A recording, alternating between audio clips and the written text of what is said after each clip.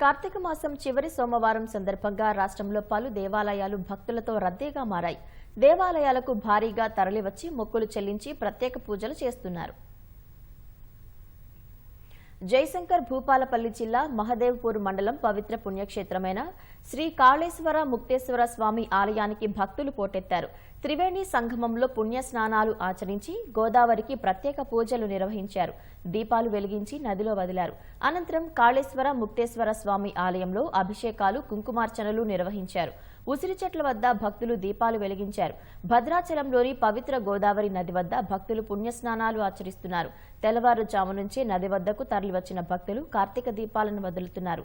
అనంతరం శ్రీ సుబ్రహ్మణ్యేశ్వర స్వామి ఆలయం వద్ద దీపాలను వెలిగించి మొక్కులు తీర్చుకుంటున్నారు. పెద్ద సంఖ్యలో భక్తులు రావడంతో నది పరివాహక ప్రాంతం సందడిగా మారింది.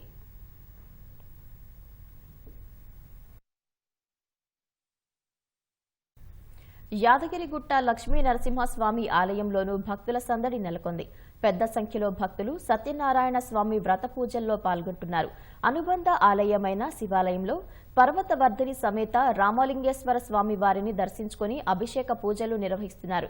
వేములవాడలో ప్రసిద్ధ పుణ్యక్షేత్రమైన రాజరాజేశ్వర స్వామి ఆలయానికి భక్తులు పోటెత్తారు.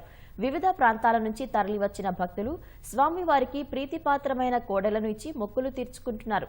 భక్తుల రద్దీ దృష్ట్యా ఆలయ ఈవో వినోద్ రెడ్డి ఏర్పాట్లను పరిశీలించి భక్తులకు ఇబ్బందులు కలగకుండా చూడాలని అధికారులకు సూచనలు చేశారు. గర్భాలయంలో ఆర్జిత అన్న పూజల సేవలు రద్దు చేశారు. మేడ్చల్ జిల్లా కీసరగుట్ట శ్రీ భవానీ రామలింగేశ్వర స్వామి ఆలయంలో భక్తులు ప్రత్యేక పూజలు నిర్వహించారు.